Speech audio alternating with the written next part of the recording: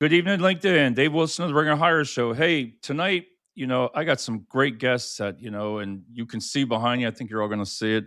It's the United States Army recruiters. And, I can't thank you guys enough for coming on and doing the show.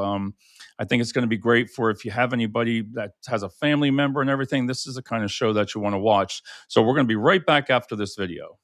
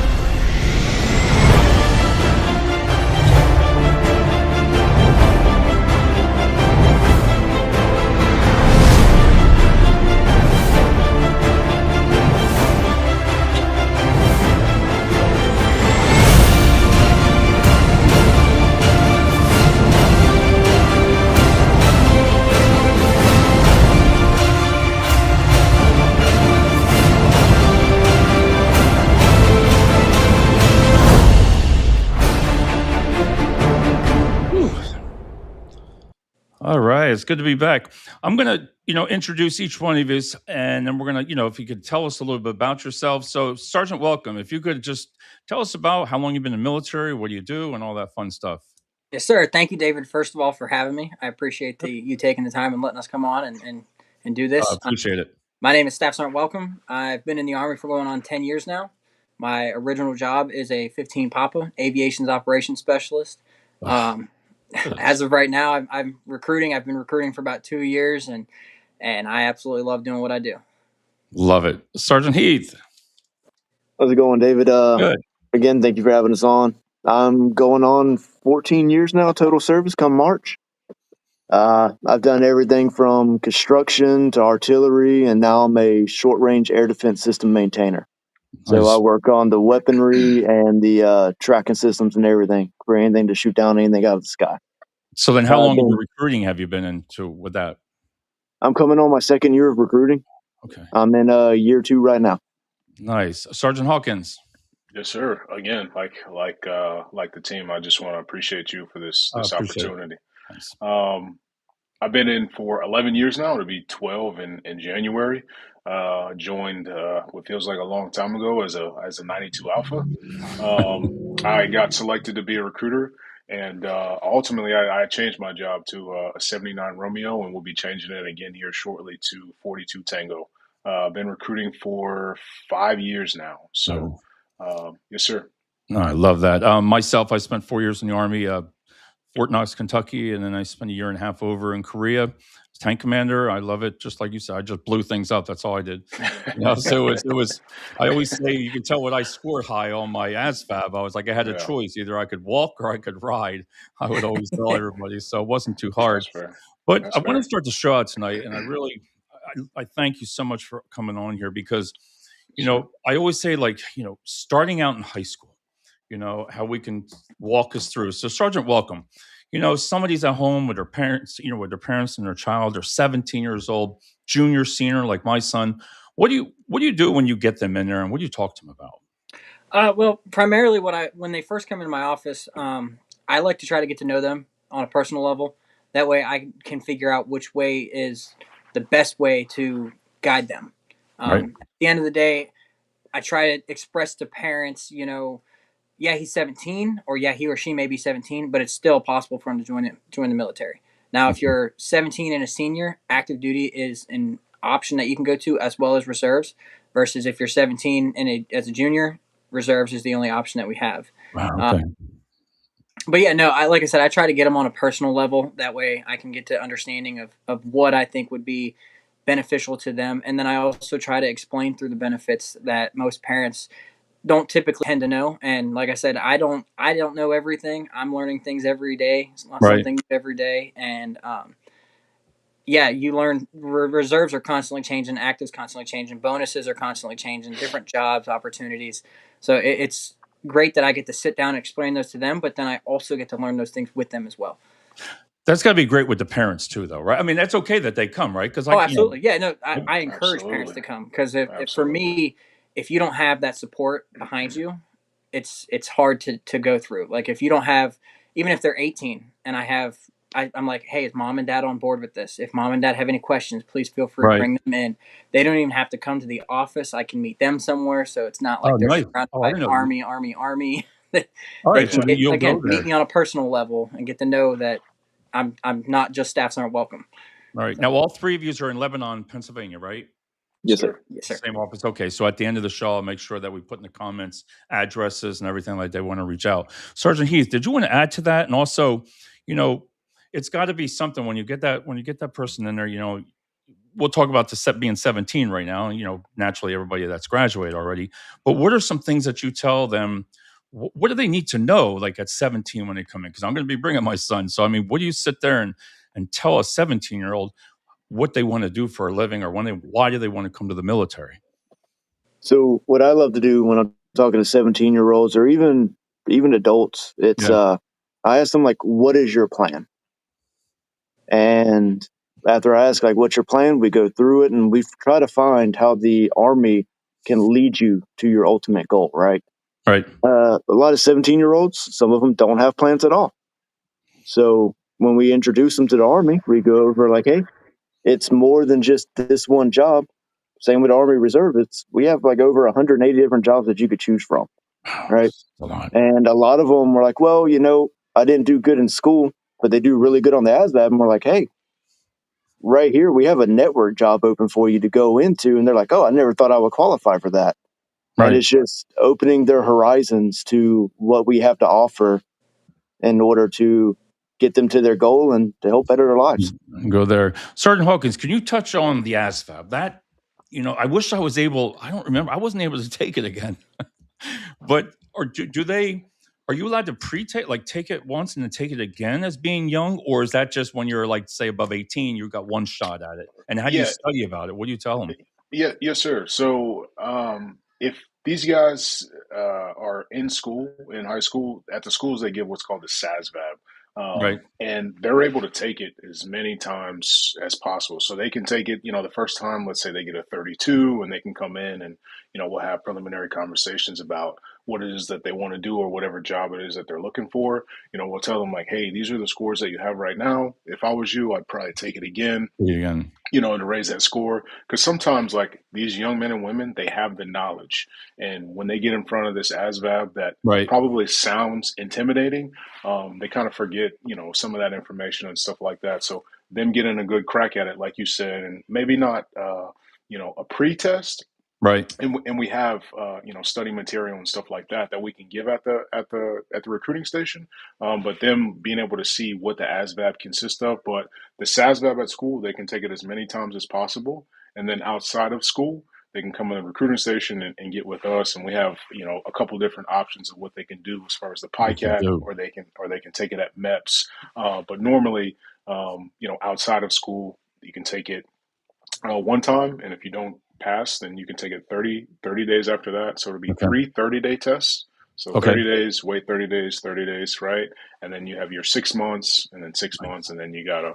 It just gets larger and larger. But that second time, usually, David, they're ready to go. They just need one good look at it. Well, where do they study for that, though? I don't even remember what I did. So yeah, go ahead, Will. I would say, to touch on that, we have two things. One of them, it's called was a U.S. Army ASVAB Challenge. It's an app that they can download on their smartphone, tablet, computer, and it's a great study material. It even shows you at the end, after you take the little test that they have, it'll even show you how to solve the math problem if you got that math problem wrong, or even if you got it right, just to review. And then the other one is called march2success.com. And that is a fantastic tool. I've personally seen it. I've had applicants come in, take it. They sign up for it. It's free. Everything's free. You don't have to do nothing. You take a pre-test at the beginning, and then what it does is it designs a curriculum for you to study for a week, and then at the end of that week, you take another final test, and it just shows improvements. Like I said, I've had personal experience with an applicant who was constantly scoring a low score. They did March Success for 2 weeks on his final 30-day test. He did it for 2 weeks, and then he jumped from a 24 all the way up to a 52. So now, is the ASVAB, Sergeant Heath, is the ASVAB probably almost the same across all boards of the military? Is it one It's thing? one Like, test. that's what I'm saying. So everybody, no matter what service, it's one test. I mean, that's got to be so important when you tell them how to score on this. Because this determines what you can do. Because do they come in here and say, "Listen, I want to be a police officer," and there was a lot of people that wanted to do that. Well, there's a lot of scoring that you have to do, right, to get to the different fields, right? Yes. So for the ASVAB, it's standard across all branches. It's Okay. one solid test. What you're talking about with the score, the scores are all weighed differently based on, like, if you're a high school senior, if you're a graduate, whatever it is, right? It puts you in a bracket against other people your age. So let's say we've had a guy come in here, he scored a 35 on the ASVAB, right? Okay. Which for him, he needed a 31 to enlist, but his line scores were super high. Okay. So he got a 35, but he qualified for combat medic because he had the scores to back it up. Okay.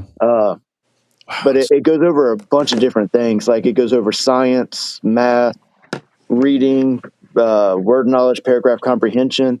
And then my favorite ones are like the electronic side, Right. Automotive skills, shop skills. That's where all your line scores come in. Yeah.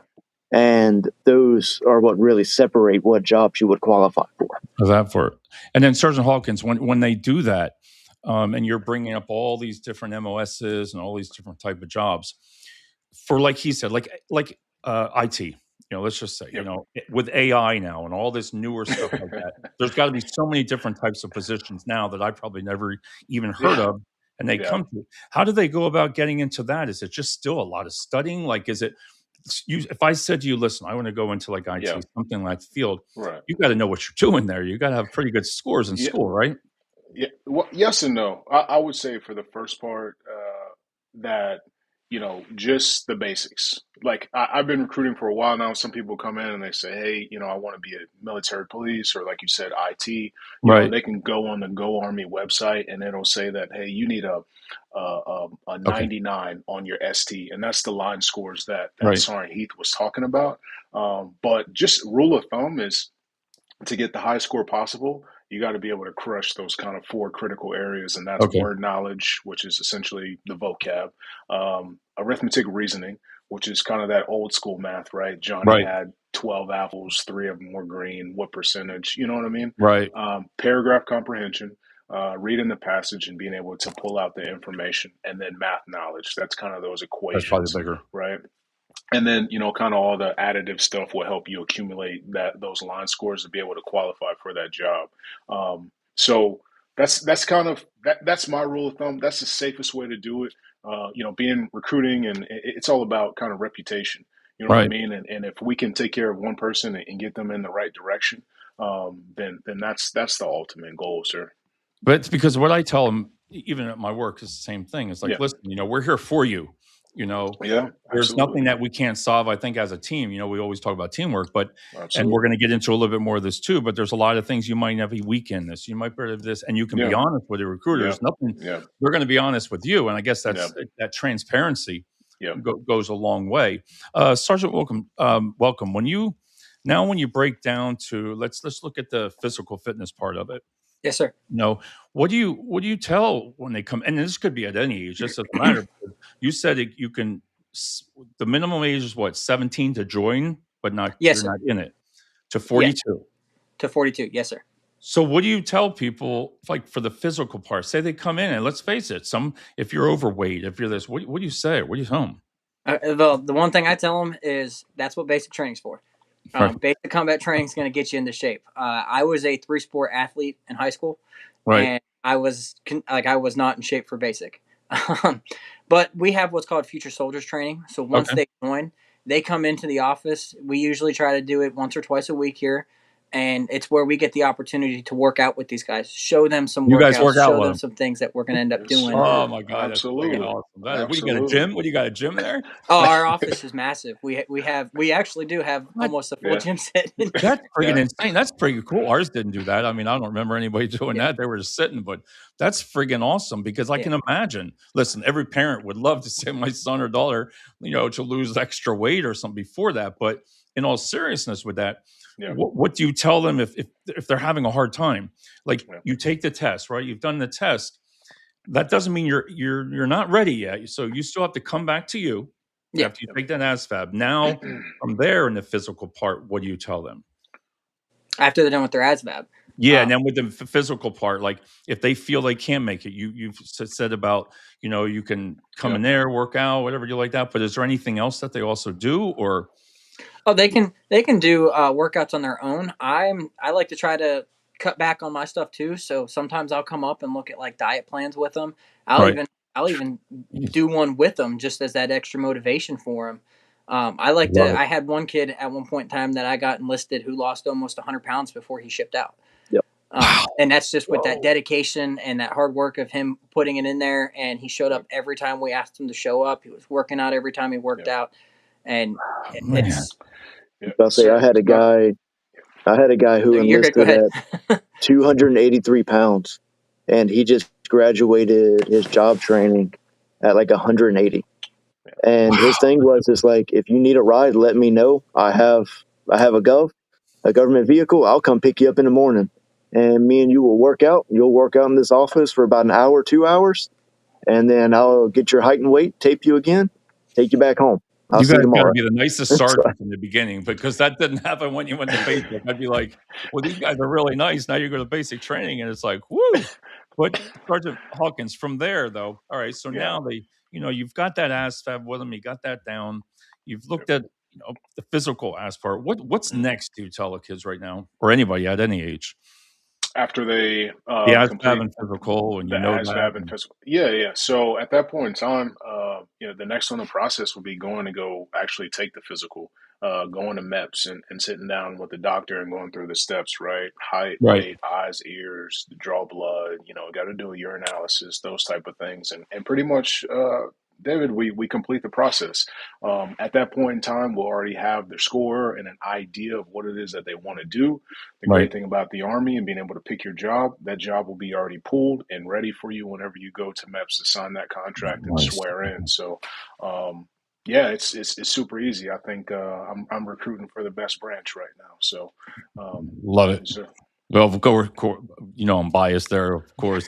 So I love the Army as it is. I'm biased. My new shirt, my new shirt with a star and everything. Yes, sir. But I do. I remember that being a teenager, and going in there, you're nervous as anything. Oh yeah. I mean, let's face it. But the recruiters, listen, they were nice. I had one guy that said, "I'll join the Army if you take me out to dinner." He wanted a steak. He was hungry. Well, that recruiter took him right out. He said, "I'll get you. You're my good friend." I was like, "See, look, they took you for a steak dinner," and I said, "You signed up." A lot of this, sorry to cut you off, sir. No, it's all right. A lot of this is about we are recruiters, but we're career counselors, right? So, and the beauty of this is like we are at the forefront of shaping the Army. Like we don't have the privilege of following them the basic training, but we do get to get them ready. Like you said, like some of the people that are trying to lose weight and stuff like that, they come to future soldier training, once a week, and we give them an idea of drilling ceremony so you can be the best version of yourself whenever you get there. But we do get to build rapport with them. We do get to sit down with them. We do get to meet their parents and come in the office and, share meals. And we do have long car rides sometimes. You said you got a steak, or someone else? No, my friend got a steak. That's why your friend got a steak. He was hungry. Yeah. So just being able to break bread and kind of have conversations. It's just because it's a lot. It is a big commitment. You're joining the United States Army and all the great things that come with it. It's difficult sometimes because there's so many myths and misconceptions and stuff like that, and we got to break barriers. So for that, yes, sir. All right, Sergeant, when they go for MEPS, I remember going like you said, like the medical checks. What if they know something? I know with HEPA laws, all these different laws and everything too. Yeah. But what if they have something wrong and they're afraid to say something? They're not. This can not, because I was the same way. Yeah. I had high blood pressure, and I was like, oh my God, at that young, I wasn't going to tell him, and that was just me being honest. But I ended up telling him. But everything was fine. But my point there is what there's always ways around different things. I mean, some things probably could be a deal breaker, right?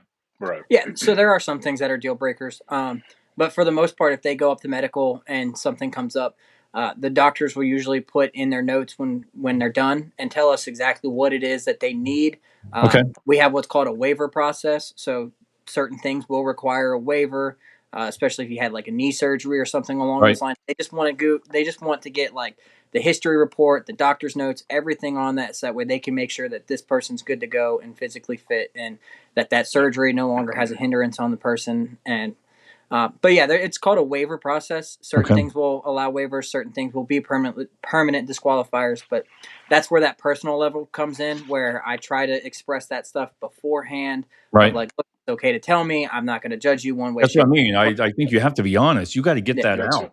You got to. Yeah, absolutely. And then my thing is I like to try to get that beforehand, because I'd rather have an idea versus it kind of get thrown at me last minute, and then it's like, whoa, where'd this come from? But the process, it's called a medical pre-screen process. That's the first thing we have to do when they come into the office. And that's where MEPS kind of gets to look in their medical history before they go up and do their physical. And sometimes they'll pop back up with certain things that, like, it'll say, hey, he had like 1 or 2 encounters. That means he's probably gone to the doctors for something that we should know about. And then we can kind of question them a little bit more of like, hey, what could this possibly be, kind of thing like that. Can they send you to your own doctor, though, before you could get signed? Like, is it something you have to get? Let's face it, if you're up to 42 years old, I'm thinking, all right, somebody's had different surgery, medical things like that. Is it something that you got to come back and go to your own doctor to make sure that's cleared before them? So with that, it depends. So like sometimes for the surgery example, right? We've had people go up with surgeries. It comes up at MEPS. They're like, hey, this person had a surgery. They're like, all we need is just the documentation saying this is what was worked on. Physical therapy was completed, and there's no limitations. Sometimes they don't even ask for that. They'll ask the applicant, like, does it still bother you? No. Okay. You have full range of motion. You're good to go. And they'll approve it on the floor. Okay. That's what I figured. I mean, again, I think it's if you're making it more relaxed for the candidate, because I've done staffing too the same way. It's just like the more the transparency that you want to trust. Like, I'd want to trust you because I'm going to say with my son, I'm going to say, listen, this could be wrong. And, he's at 17, 18, wouldn't say it. But like I said, I wouldn't want anybody to try to hide anything. So right now then, Sergeant Hawkins, you're done. You've got your MEPS, right? You passed everything there. You've done all the assets, everything. What's next? Next is enlisting, sir. There's a couple different options of where that can be complete. Number one would probably be at MEPS to be able to finish the process, or depending on the situation, I always recommend doing like a remote enlistment. Right. And what that means is, we'll have the command team, we'll pull the commander and the first sergeant out of their office and bring them down to the station so we can swear them in, get the flag. And I tell everyone. Oh, so you do that there? You do that there? Absolutely, we can. Absolutely, we can. I can't recommend it enough. And invite everybody. Invite your neighbor and bring the dog. It doesn't matter to me. It's a big pivotal moment. And the more people that can be a part of that process, the better the strength and commitment to that decision. So that's what's next, sir, is the enlistment. And then, from there, we talk about some more things to expect, kind of bringing you into that future soldier program, like, Sergeant Hawkins was talking about earlier. Right. And talking about the next steps and showing you that countdown to when you ship out. Sergeant Hawkins, I want to touch base right quick on the remote. No, I was going to say one thing I always like to tell my guys. Okay, good. Sorry.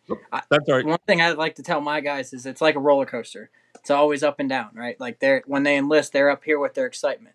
And then it's going to start getting closer to getting down, and your excitement's going to go down, and then you're going to ship out, and you're going to get excited again. And it's our job to make sure that they stay on that roller coaster throughout the time frame. Forget it. Sergeant Heath, you wanted to add there? Yes, sir. For the remote enlistment, it doesn't just have to be here at the office. Yep. Last year, we had a guy who, it was a Friday afternoon. He wanted to enlist, and he's like, can I do it in front of my school? That way, when my friends get out of school, they could be there. And we did. Wow. We went down there to his school in front of the school, and he did his swearing and all there. That's awesome. I can't even imagine that. And like you said, I like how it's more personable. Yeah. You know, I can see the way you talk, how you really care, because Yeah. I think they would sense that. I don't think anybody at any age or to go in there would do that. So Sergeant Heath, then, so you've got that. You did your swearing in. What prepares? Is there like a time frame, like for different MOSs, like when you deport, when you leave, for basic training? How does that work? Like, I mean, do you say, hey, I want to leave in 6 months, I want to leave in 2 months? So that's one of the awesome things about the Army and Army Reserve, right? It's when you sit down, you look at the jobs you qualify for, and you're like, I want to do this job. Okay. The day you sign that contract for your job, you know exactly what day you're shipping off to training. Okay. It is right there in writing. You're leaving on this day to go here. And it helps them and us build like a timeline for them, like you were saying, right? Where it's like, hey, we need to knock this out here. That way we can get you for that promotion before you head out. That way you get some extra money in your pocket. Yep. Or we'll work it this way. That way, well, you have this big life event coming up, like your brother's wedding or something. Okay. Oh, you want to continue on, Sergeant Hawkins?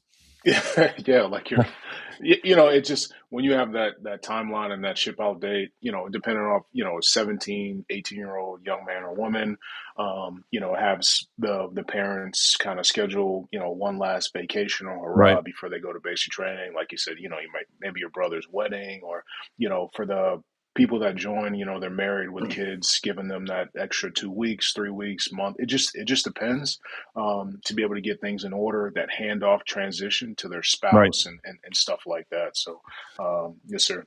That's when they probably just start getting real nervous, I'm sure, because I remember Yeah. that. Yeah, but that's that's a that part. train ride. Yeah, That's that's that roller the coaster. yeah, and that's just part of the process. But the thing about that, good practices is, like, we built that. We built that from the first time that you came into the office, and we talked about your goals and your passions and the things that you wanted to do.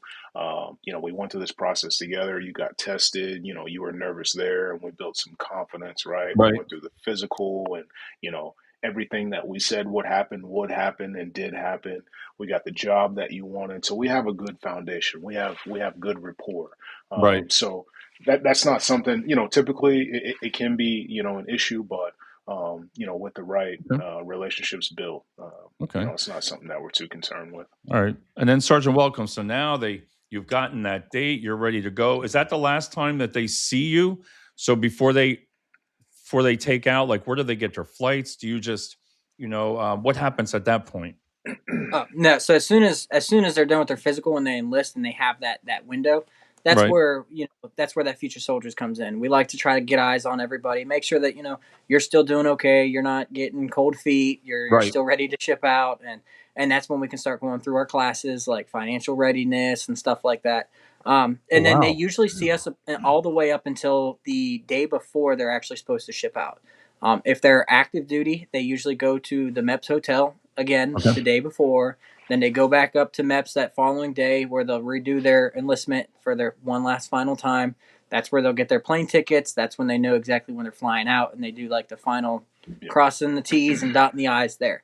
If they're in the reserves, usually they'll meet us at the airport here in Harrisburg. They'll just meet us at the airport there. Okay. And we will then have their plane tickets kind of ready in hand, get them printed off and everything. And again, I like to try to keep my applicants and my future soldiers not glued to my hip, but always there. I always like to check in on them at least once or twice a week, make sure they're good, and again, keep that personal level. And it pays off, because I've had guys go to basic training AIT and they message me right away as soon as they're done, like, hey, I just graduated, I'm ready to come back. And Right. And they're ready to go.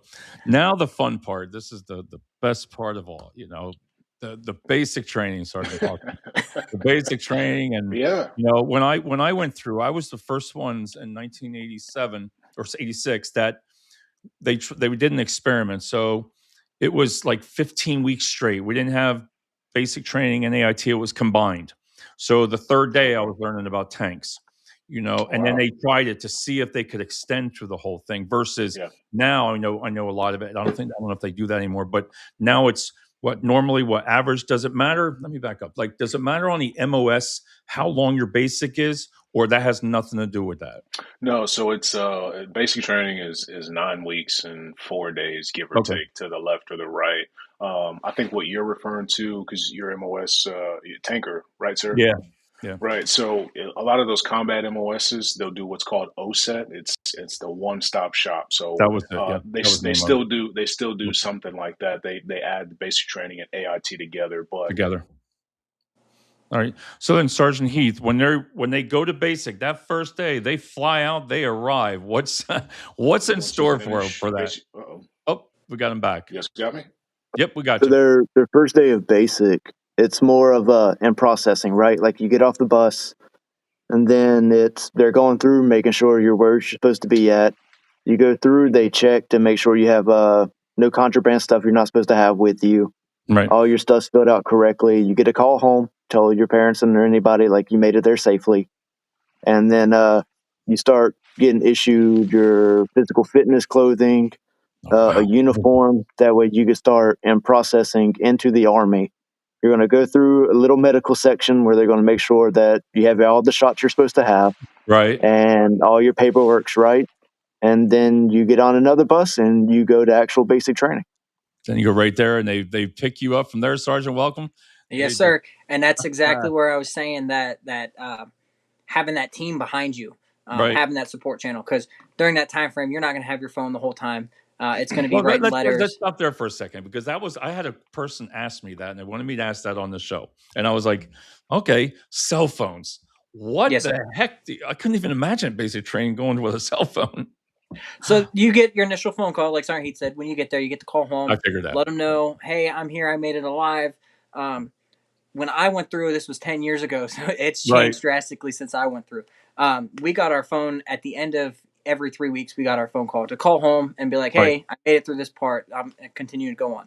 I've heard of some basic trainings allowing them to have their phone every Sunday where they get to call home and have that teamwork. But when I say support, I mean, I can't tell you how happy I was when mail call rolled around and they're calling out my name for letters, and it was just like a big morale boost during that whole thing, because basic can be challenging at times. You can get letters, not emails, right? It's 100% going back to the Stone Age, writing down on pen and paper.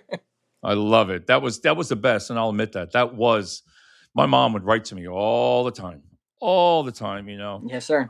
And they would write to you, and a lot of people don't realize until you get in there how much that means. Just that 1 minute of you can breathe, you know. Yes, sir. You got to this day, I still have every letter my wife ever wrote me.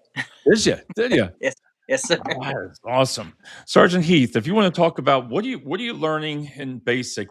I know there's the gas chain, all those different things, but what are they really going after? Going after the basics. So not the Army is a melting pot for everyone, right? Right. Everyone from different backgrounds, different ages. And it's to show you that you could come from wherever in the world, whatever background there is. But at the end of the day, you know, you're a soldier now, right? Yes, sir. So they're going to teach you the basics, teach you how to march, teach you how to run, how to work out, how to eat, how to shoot a weapon, because some people have never shot a rifle in their life. Right. And it's to give everybody that base foundation that no matter what your background is, it's a fresh start and everyone is equals. Everyone, that's awesome. And if you could add to that, Sergeant Hawkins, about basic of everything, even that you went through. And, you know, the only thing I remember a lot real quick is I remember getting off the bus, Sergeant Beatty, I'll never forget his name. It was night. It was like 1 a.m. We got off the bus. We were they were yelling. He said somebody threw something on the floor, ground, piece of gum or something like that. We spent 45 minutes trying to find that piece of gum, or else somebody's going to find it. And they kept us going in circles for 45 minutes. And we're like, all right, I don't even think there was any gum. But if there was, I don't know why he didn't say something, but that was my experience. Yeah. No, it's crazy how we never forget like our recruiter and our favorite drill sergeant's name. We always have these moments to share with people. But no, my experience was great. Honestly, I grew up playing sports before I joined the Army. I wrestled in college. So that kind of like teamwork, you know, camaraderie thing that I took it upon myself to be Right. able to have, all these people from, all different places. If we just come together as soon as possible and do what we need to be doing, especially in front of our Drill Sergeant Rodriguez Right. specifically, See? if we Everybody. if we did it in front of him. But no, it was definitely one of those things where it was a new experience. I like Sergeant Welcome, grew up on a farm. I never grew up shooting guns Right. or hiking through the woods or anything like that. It was all Uh, that was new territory to me. But the teamwork, coming together, working out, that type of stuff, that was exactly what I was looking for, to be honest with you. So and yeah. all of that critical thinking is out the door. It's Right. I'm not sure if you remember being in the right place at the right time in the Yeah. right uniform, and you're good. So It was. And uh, Sergeant Welcome, I know you want to add to that, but like if you, I know like they said, you have the confidence course. And I think then they yeah, started to talk really about teamwork because then you yeah, had Yes, your sir. platoon leaders by then. yeah, You had that I still remember I can fly drill sergeant, I can fly, when they take the gas mask off you and that thing and Yep. stuff Yes, coming out sir. your Yep. nose. I saw that on Facebook. I was like, they still do that thing, oh yeah. And if you want to talk about that real quick and then, and then I'll talk to Sergeant Heath about ending it from the basic. Yeah, absolutely. Yeah, I loved basic. Basic was fun to me. Like Sergeant Hawkins said, having that teamwork. Yeah. I Yeah. played football in high school. I ran track in high school, so I was constantly around a team. And getting to basic. One of my best friends, he's from Puerto Rico. I've Right. never been to Puerto Rico in my life, but I swear it's like I've heard everything there is to do in Puerto Rico during the whole 9 weeks of basic. Right. Um, but the army's there's such a small population of us that I went to basic with this man, and then I went through the recruiting college with him as well 8 years Right. later. So it's like it's so Love it. small. And then my drill sergeant Lozano, same thing. As soon as I graduated basic training, went to my unit in Germany. Next thing you know, drill sergeant Lozano reports to that same unit. He comes up talking to me like, "Hey man, what's going on?" And I'm like, "I don't know how to respond to you. You were just yelling at me last week." I love it. I love it. And Sergeant Heath, I know you can add to that too. Is if you want to talk about that and a couple things that you remember, and then from there, like you said, the teamwork, that's probably one of the biggest. But then you learn about all your No, ranks. You're doing classroom work before AIT, like you're still learning about what the ranks are, and there's so much to learn. there's so much to learn, and it's a crash course, like right off the bat when you get off the bus. I still remember my drill sergeant Anderson. Yeah. See, I met him in 2012. He was not the nicest drill sergeant in the world, but 4 years later, I saw him again as a first sergeant on our deployment. right, He was a first sergeant in a different company. And I was like, wow, this really is a small world. I never thought I'd see you again. right, But no, you're learning any and everything you can. right. It's just it's a fun experience looking back on it, Yeah, and I agree. I learned so much from it. Right, and you And learn that so much teamwork never from goes them. away. That Yeah, you teamwork's learn always everything. there. How to sleep, how to friggin' judge. They did everything, man. How to Yeah. stand, how to dress. It was how to fold your clothes and all that. How to wax a floor. All that. Yeah, right. Sergeant Hawkins. So now comes the AIT, but graduate. Do you graduate basic then go to AIT, or is it after you're done with your AIT? Yeah, I think earlier when I was having some network issues, we were talking about OSET and some of Right, those kind of combat jobs. They all do it together. But yeah, normally like you would go to basic training, you would have your graduation, your right. family would come down and see They come you, out and still. yeah, they would come out, and if you got lucky, there was kind of this 4 day break in between. I remember after basic training. I went home for like 4 days. Right. I don't, and then, I'm from Maryland originally, and then my family had drove me to Virginia, so I had a Okay. nice kind of weekend in between. But yes, you have a graduation, family comes down, you come out the woods. It's a real cool experience. I Right. remember being there, the tap out, where your family comes to see you in formation. And then you'll go right to AIT and then Right. start your journey, however long that is. Like I said, basic training is like 9 weeks and a couple days, give or take. And then you move on to your AIT. And just like your ship out date and your job and all that stuff, you Same know thing. where you're going for AIT and you know how long that's going to be. So, Could it be in a different state, or is it almost Yeah, majority? absolutely. I Okay. went to basic training in Fort Jackson, and my AIT was in Fort Lee, Virginia. That's what I thought. I'm not sure about you guys. Did you had OSET or you had So mine was I went to basic at Fort Benning, and then I Yeah. went to AIT in Fort Rucker, Alabama. So mine was like across the border. Mine was basic at Fort Benning, and then I went to AIT in Leonard Wood, Missouri. Yeah. So Oh, wow, I didn't know they had anything in Missouri. Wow. I didn't know that out there. That's fantastic. So now, Sergeant Welcome, you've got that. You arrive. It is a little bit different, right? I mean, you're a little Yeah. bit more relaxed because For sure. it's about learning now. It's not that drill sergeant mode. So yes and no. We still have drill sergeants. The recruit or those guys will still have drill sergeants at AIT. Okay. However, like you said, it is more of a relaxed. Like when I went through AIT, I was able to have my phone every night. I could call home every night. Yeah. Wow. But you're doing on like hands on the job learning right there. Like you're learning how to do the job in which you selected. As a 15 Papa, I didn't know anything there was about an aircraft. I knew we had them, but I didn't know anything about it. And now there I learned how to battle track. I learned how to do actual flight records, manage it, and stuff along those lines. I learned how to answer a radio call for the first time while I was there. Right. So it's more of an in-depth at an individual level for the job in which you chose. So each AIT is going to be different based off of what you picked. I'm sure mine was vastly different from like Sergeant Heath's or Sergeant Hawkins. Right. Because Sergeant Heath, are they different in length for different MOSs at eight yes. when you're going for the training? Yeah. Yes, sir. So like myself, for example, my first job was in construction. My actual job training was 4 weeks long. Right.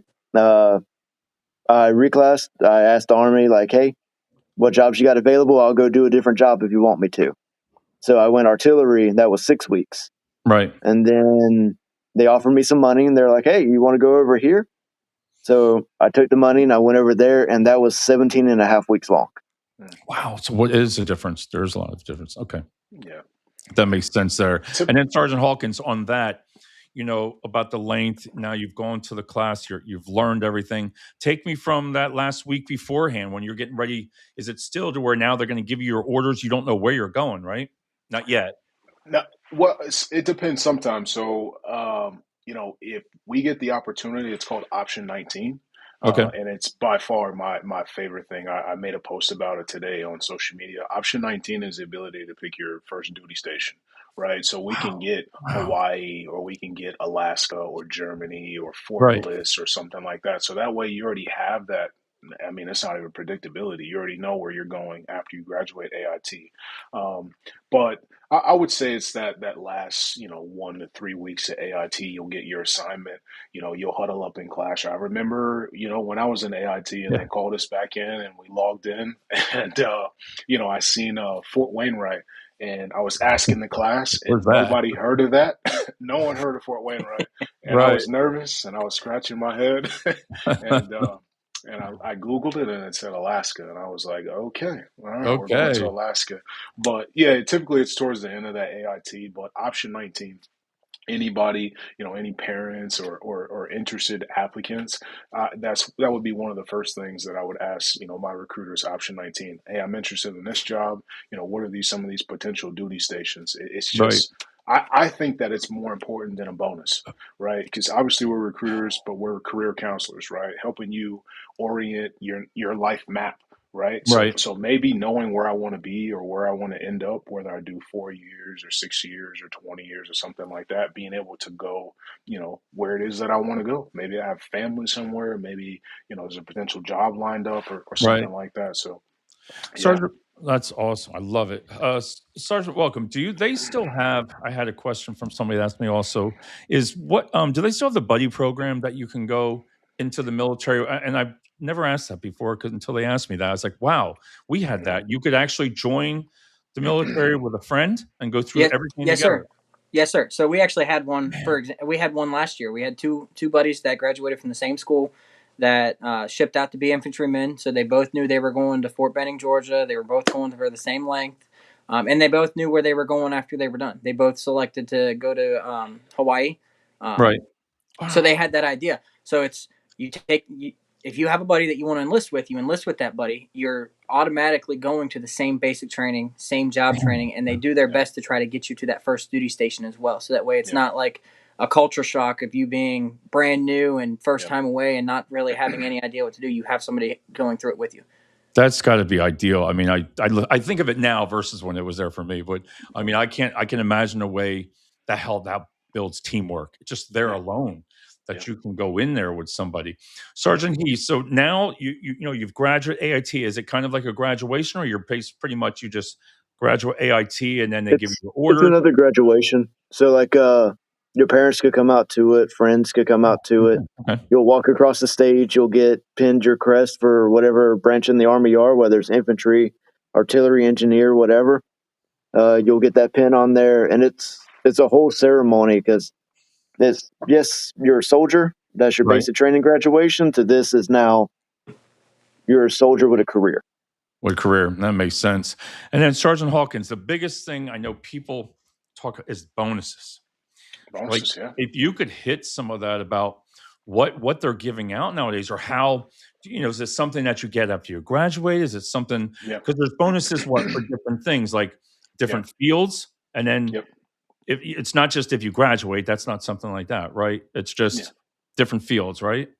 Yeah, so some of these bonuses, I mean, there's bonuses for different. Obviously, you have your kind of adventurous stuff, your ranger and airborne and stuff like that. There'll be bonuses attached to that, for certain jobs.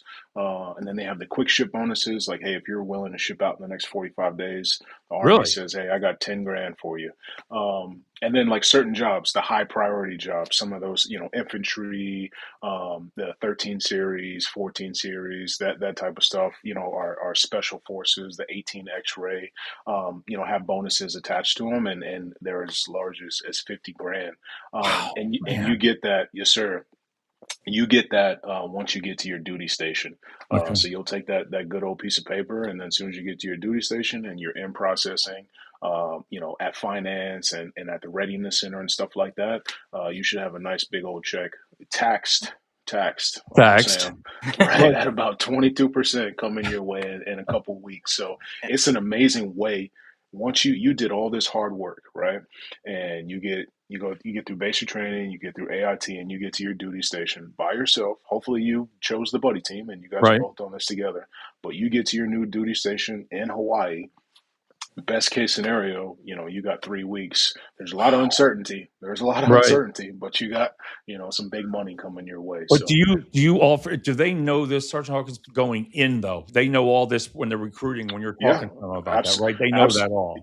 Absolutely. Whenever they come in and we're talking about, who you are and what you want to do, and specifically what you want to do, and we get to the part where we're talking about jobs and we're talking about ship out dates, there's incentive buttons. Right. And we'll click through all of those. We'll click through the bonuses, whether it's, 4 years or 5 years or 6 years, the bonus increases as the more years that you do. Right. Right. And then we'll go through the other options too. Option 19 that I was just kind of talking about a little bit. Sometimes you can get a bonus, you can get choice of duty station, and you can get airborne. Mr. Wilson, that's my favorite part is when we get to the point. Of course, I love to introduce myself and get to know you and your goals. But when I'm able to turn my computer screen around and show you, hey, this job, with this date and the that's the best. That's the easy part. Because that's their money. Listen, that's money that they earn that you can do whatever you want with. You're not you can use it. And that leads me into Sergeant Welcome with that money. I know we talked about schooling and all that, but before then with bonuses, with education also, right? Yeah. Take me through that you can do. So then in the beginning, is it a bonus to go to school, or is it a bonus for like the schooling itself? Or well, I kind of look at it as a little bit of both, right? So we have a bonus or an option, like Sergeant Hawkins was saying, through the reserves, to where if you join the reserves and you have student loan debt, the Army can actually help you pay for a certain amount of your student loan debt.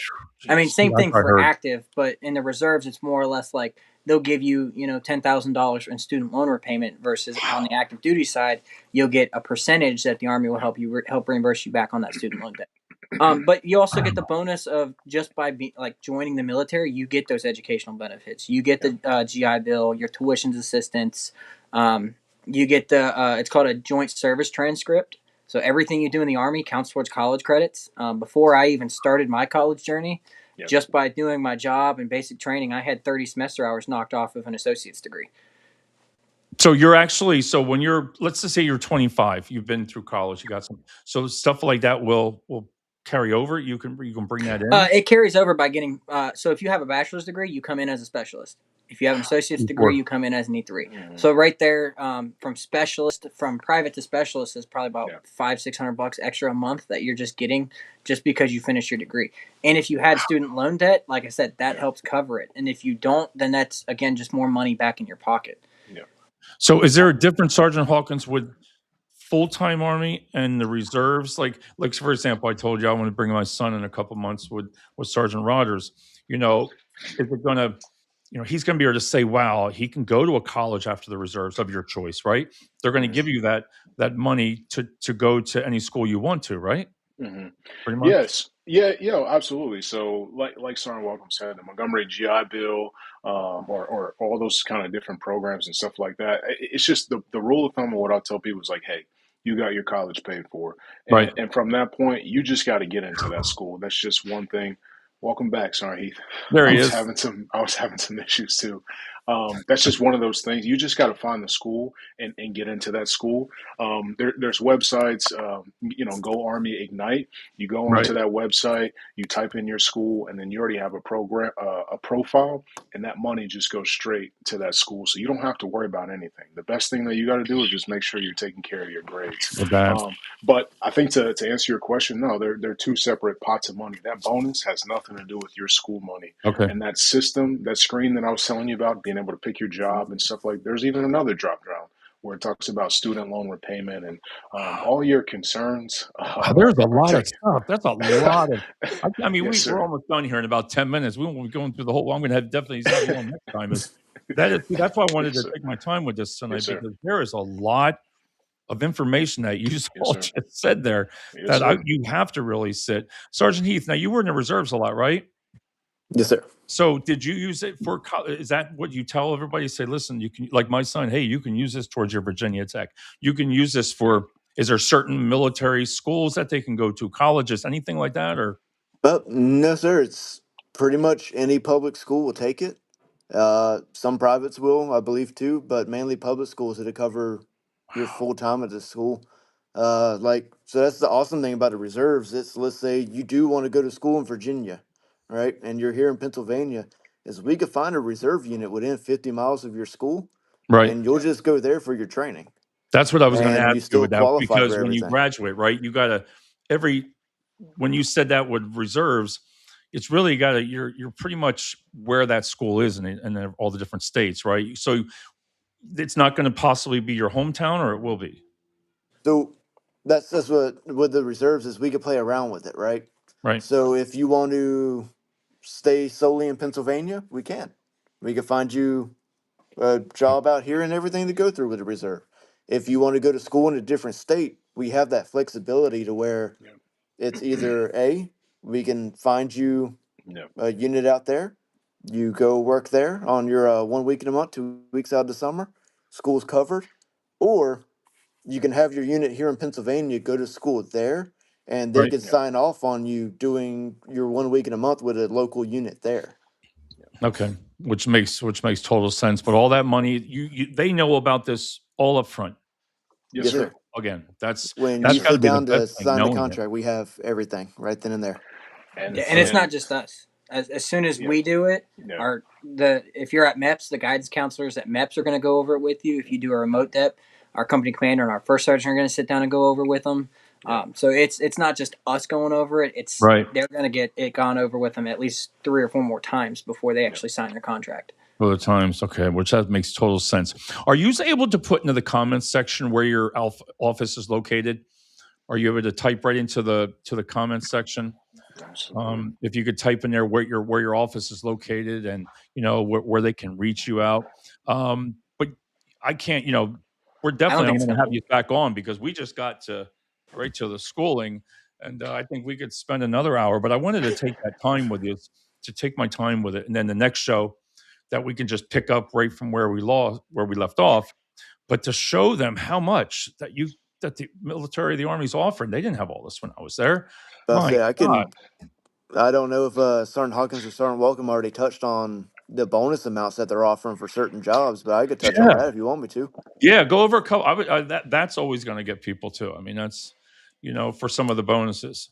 So here recently, like 92 golf food service specialist, Okay. the reserve they're offering is like $30,000 to go be a food service specialist, and correction officer 30,000 with that as well, all the way down to like military police 20,000. Shower, laundry, and clothing repair specialist, it's $20,000 for that. To go be a plumber, to go get trained in being a plumber, come out certified as a plumber. It's ten Or thousand go in at dollars that they're reserve, going to go give in you for there, that. either way, reserves or the full time. Wow. Yep. I didn't know they had plumbing back then. I didn't even know they had plumbing and electrical. Probably that's what Sergeant Heath said beforehand. We have over 180 different jobs to look at. So if you qualify for it and it's there, we can get it for you. I did asphalt, concrete, heavy equipment operations. I did carpentry. Now just from having so a lot of the trades, those careers, I'm certified horizontal and vertical construction supervisor, on top of like my other jobs as well.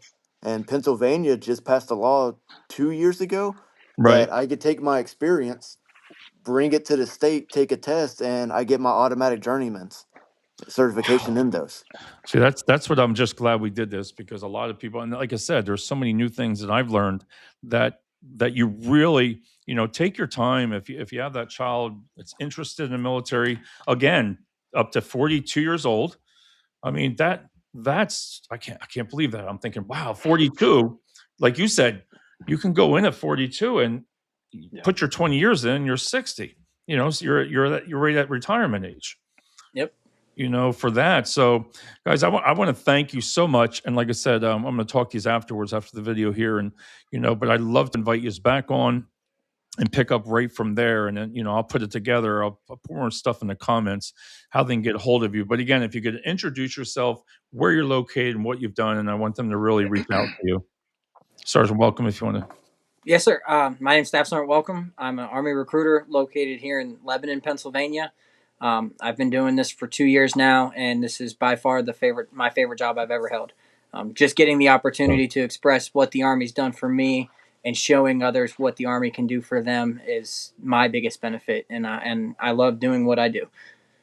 Yeah, that's got to I'm going to remember you grew up on a farm, right? You were up on a farm. Yes, sir. We had hogs, we had cows, we had chickens. Anybody all around different cities. That's it. Yes, sir. Countries. And then Sergeant Heath, if you want again. Yes, sir. I'm Sergeant Heath. I've been recruiting for going on my second year now. I love being able to sit down and show people an avenue in their life that they didn't know they could do, or didn't know that they qualified for, and everything that they have opportunity-wise to them. I'm also at Lebanon Recruiting Station, so just hit me up. Let me know if there's any questions I can ask. 100 miles from there, you service. We service roughly 840 square miles. We cover Lebanon County, Berks County, and Lancaster County. Wow, all the way through that. And Sergeant Hawkins? Yes, sir. I could go all day. I'll make it quick. Kind of like Sergeant Welcome said. This is by far the best job in the Army. Unfortunately, you're not able to get it immediately upon entry. But I've been recruiting for almost 5 years now. I'm the station commander of the Lebanon Recruiting Station. I'm fairly new to the area. I'm from Maryland originally, but coming back to the Pennsylvania area in July. Our team with Sergeant Welcome and Sergeant Heath, and we're missing one more. She had some engagements, but I have no doubt that we have one of the best teams in Pennsylvania. Whatever it is that someone's looking for, we'll give you the time, the attention, and the dedication to your enlistment. We'll answer any questions that you may or may not have, and of course, we invite all family influencers to make this decision and this step. So. I appreciate you for having us, Mr. Wilson. I really, thanks. do. And anybody thank you very much. No, I appreciate it. And anybody watching the show, please, I'll go back through this week here. If you have any kind of questions, I'll make sure that the recruiters here get your questions and set you up on there. But thanks, everybody, again. We're going to come back. I'm going to talk to you right after this video, okay? Here we go. Good night, everybody. Thanks.